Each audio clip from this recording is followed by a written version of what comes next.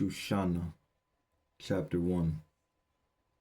There dwelt a male in Babel called Joachim, and he took a wife whose name was Shushanah, the daughter of Hilkiyahu, a very lovely female, and one that revered Yahweh. Her parents were also righteous and taught their daughter according to the Torah of Moshe.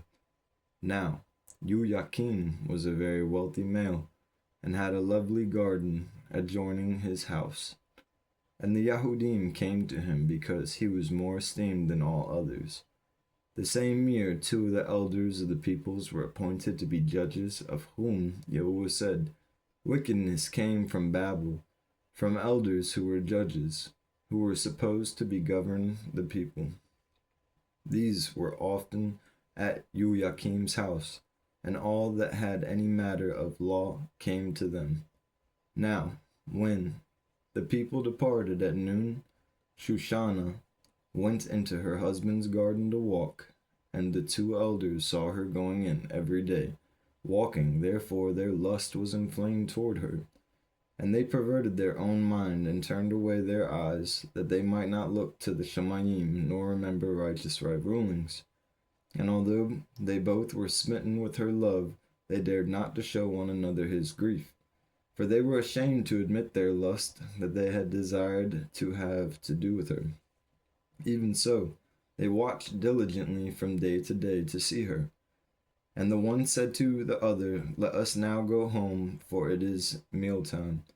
So when they were gone out, they parted from one another, but turning back again, they came to the same place. And after that they had asked one another the cause, they acknowledged their lust. They then both appointed a time together, when they might find her alone. And it came to be, as they watched for an opportune time, she went in as before, with only 2 female servants, and she desired to wash herself in the garden, for it was hot, and there was no one there except the 2 elders that had hidden themselves watching her. Then she said to her female servants, "Bring me oil and washing balm, and shut the garden doors, that I may wash myself." And they did as she asked them, and shut the garden doors, and went out themselves at private doors to fetch that which she had commanded them. But they did not see the elders, because they were hidden. Now, when the female servants had gone out, the 2 elders rose up, and ran to her, saying, "See, the garden doors are shut, so that no one sees us, and we are in love with you. Therefore consent to us, and lie with us. If you shall not, we shall witness against you that a young male was with you, and that is why you sent away your female servants from you." Then Shushanah sighed and said, "I am trapped on every side, for if I do this deed, it is death unto me, and if I do not do it, I cannot escape your hands. It is better for me to fall into your hands and not do it, than to crime in the sight of Yahweh."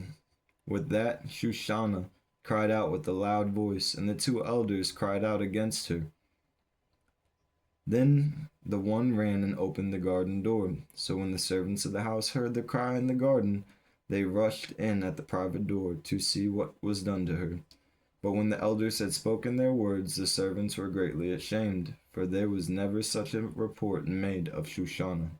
And it came to be the next day, when the people were assembled to her husband, Joachim, the 2 elders also came full of evil intents against Shushanah to put her to death.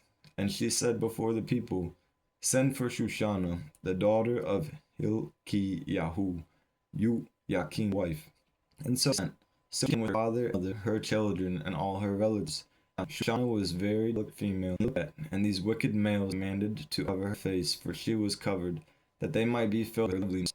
Therefore her friends and all that saw her wept. Then the 2 elders stepped into the people, and laid their hands upon her head. And she, weeping, looked up toward the Shemayim, for her heart trusted in Yahweh. And the elders said, "As we walked in the garden alone, this female came in with 2 female servants, and shut up the garden doors, and sent the female servants away. Then a young male who was hid there came to her, and lay with her. Then we that stood in the corner of the garden, seeing this wickedness, ran toward them. And when we saw them together, we could not hold the male, for he was stronger than we, and opened the door and leapt out. But having taken this female, we asked who the young male was, but she would not tell us. These matters we do witness. Then the assembly believed them, as they were the elders and judges of the people. So they condemned her to death.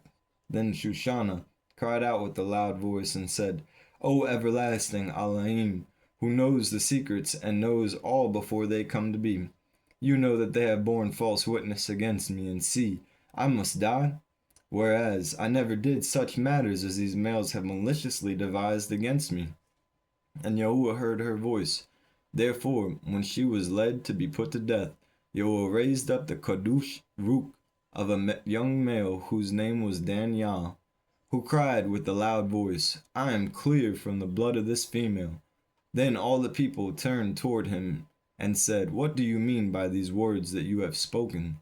So he, standing in the midst of them, said, Are you such fools, you Banim of Yisrael, that without examination or knowledge of the truth you have condemned a daughter of Israel? Return again to the place of judgment, for they have borne false witness against her. Therefore all the people turned again in haste, and the elders said to him, Come, sit down among us, and show us, seeing Elohim has given you the esteem of an elder. Then Daniel said to them, Put these two aside, one far from another, and I shall examine them. So when they were put apart, one from the other, he called one of them, and said to them, O you that have grown old in wickedness, now your crimes which you have committed previously have come to light. For you have pronounced false judgment, and have condemned the innocent, and had led the guilty to go free. Although Yahuwah says, The innocent and righteous you shall not slay. Now then, if you have seen her, tell me under what tree you saw them joining together. Who answered, Under a mastic tree. And Daniel said, Very well, you have lied against your own head, for even now the messenger of Elohim has received the sentence of Elohim to cut you in two.